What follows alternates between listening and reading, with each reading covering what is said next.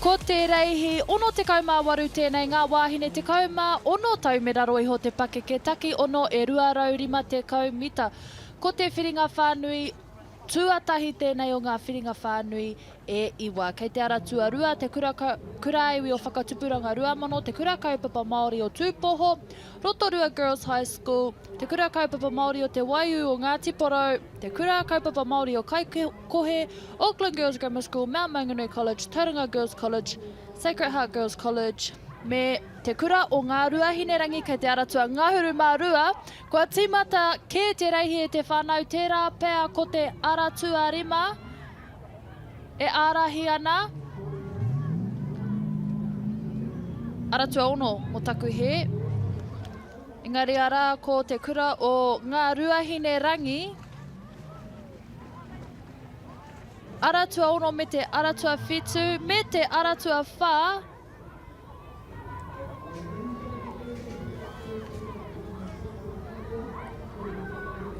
Rātau e pakanga ana kia whai tūranga i ngā whiringa whaiti. Ka hia pēa ngā marangma, kua pauia rātau te whakangungu mo tēnei whakataitai. Taku mōhio kei te aratua whā Rotorua Girls High School, rautāwhiri ruku ai te ngō tō rātau kapa. Auckland Girls Grammar. Ko te aratua waru, Auckland Girls Grammar, ka tahi ko Kaikohe Pup Patrol, me Rotorua Girls High School ka tuatoru mai tēnei te whiringa whānui tuatahi o ngā whiringa whānui e iwa. Ara tātou whakaihuaka i te aratua waru Auckland Girls Grammar Gold.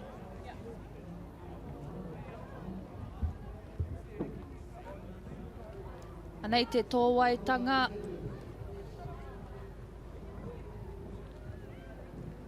Ka tino kite i te puta o te ihu i te aratua whai te timatanga, engari ko te hoe roa pēa i te aratua waru. Ka tai ki te whakamutunga ko te aratua waru i mau.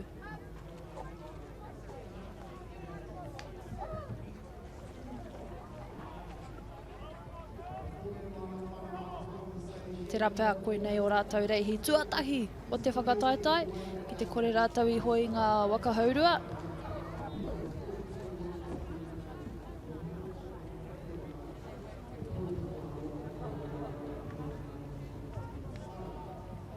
Ka tahi huki te ātāhua.